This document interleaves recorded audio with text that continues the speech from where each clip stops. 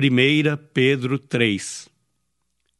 Mulheres, sede vós igualmente submissas a vosso próprio marido, para que, se ele ainda não obedece à palavra, seja ganho sem palavra alguma, por meio do procedimento de sua esposa, ao observar o vosso honesto comportamento cheio de temor. Não seja o adorno da esposa o que é exterior, como o frisado de cabelos, adereços de ouro, aparato de vestuário. Seja, porém, o homem interior do coração, unido ao incorruptível trajo de um espírito manso e tranquilo, que é de grande valor diante de Deus. Pois foi assim também que a si mesmas se ataviaram outrora as santas mulheres que esperavam em Deus, estando submissas a seu próprio marido.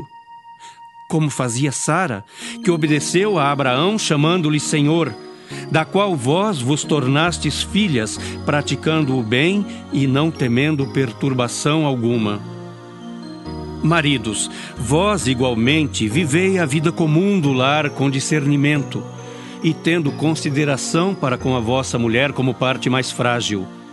Tratai-a com dignidade, porque sois juntamente herdeiros da mesma graça de vida, para que não se interrompam as vossas orações.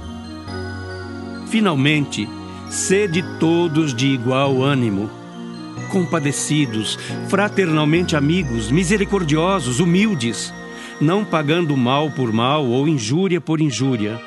Antes, pelo contrário, bendizendo, pois para isto mesmo fostes chamados, a fim de receberdes bênção por herança.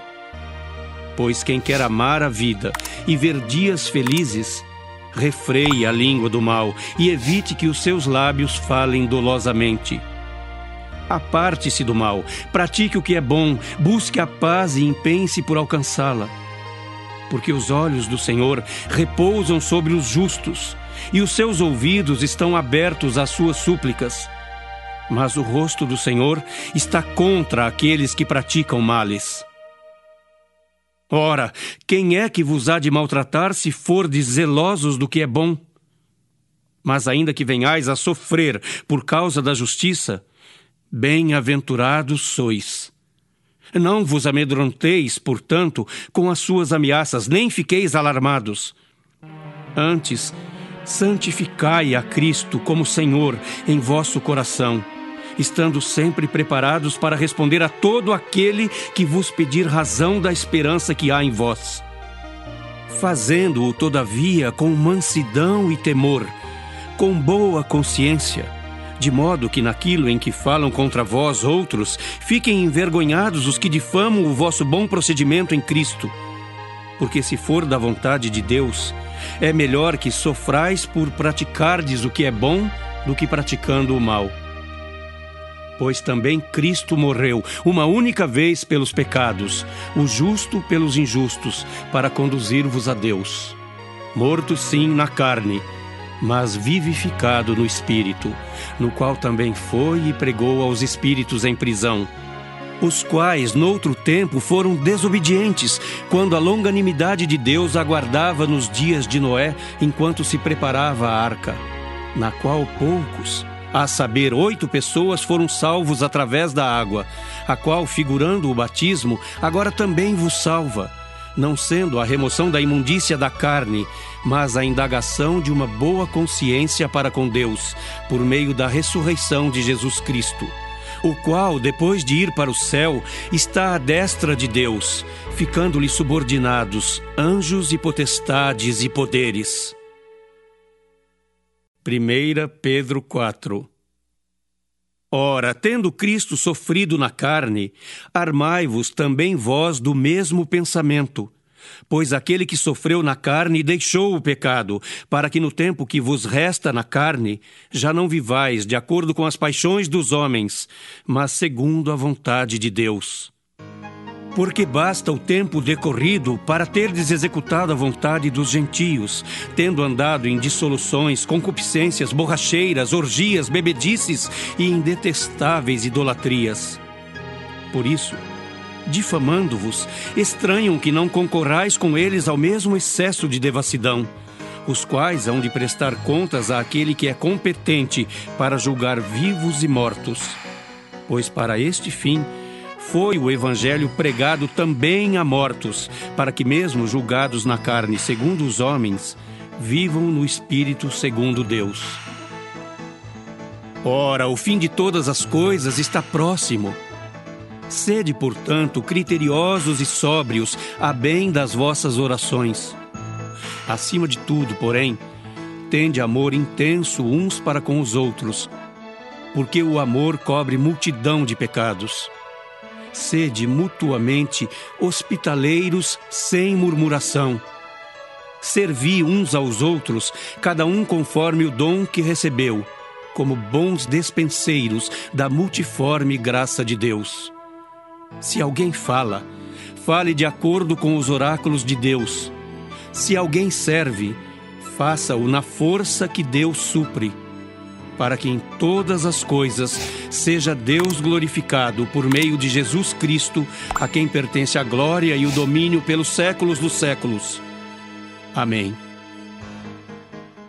Amados, não estranheis o fogo ardente que surge no meio de vós, destinado a provar-vos, como se alguma coisa extraordinária vos estivesse acontecendo. Pelo contrário, alegrai-vos na medida em que sois coparticipantes dos sofrimentos de Cristo, para que também, na revelação de sua glória, vos alegreis exultando. Se pelo nome de Cristo sois injuriados, bem-aventurados sois, porque sobre vós repousa o Espírito da glória e de Deus. Não sofra, porém, nenhum de vós como assassino, ou ladrão, ou malfeitor, ou como quem se intromete em negócios de outrem. Mas se sofrer como cristão, não se envergonhe disso. Antes, glorifique a Deus com esse nome. Porque a ocasião de começar o juízo pela casa de Deus é chegada. Ora, se primeiro vem por nós, qual será o fim daqueles que não obedecem ao Evangelho de Deus? E se é com dificuldade que o justo é salvo, onde vai comparecer o ímpio, sim, o pecador? Por isso, também os que sofrem segundo a vontade de Deus, encomendem a sua alma ao fiel Criador na prática do bem. 1 Pedro 5. Rogo, pois, aos presbíteros que há entre vós, eu, presbítero, como eles, e testemunha dos sofrimentos de Cristo, e ainda coparticipante da glória que há de ser revelada. Pastoreai o rebanho de Deus que há entre vós, não por constrangimento, mas espontaneamente, como Deus quer, nem por sórdida ganância, mas de boa vontade, nem como dominadores dos que vos foram confiados, antes tornando-vos modelos do rebanho. Ora, logo que o Supremo Pastor se manifestar, recebereis a imarcessível coroa da glória. Rogo igualmente aos jovens, sede submissos aos que são mais velhos. Outros sim, no trato de uns com os outros, cingi-vos todos de humildade, porque Deus resiste aos soberbos. Contudo, aos humildes concede a sua graça. Humilhai-vos, portanto, sob a poderosa mão de Deus, para que ele em tempo oportuno vos exalte, lançando sobre ele toda a vossa ansiedade, porque ele tem cuidado de vós. Sede sóbrios e vigilantes. O diabo, vosso adversário, anda em derredor como leão que ruge procurando alguém para devorar. Resisti-lhe firmes na fé, certos de que sofrimentos iguais aos vossos estão se cumprindo na vossa irmandade espalhada pelo mundo.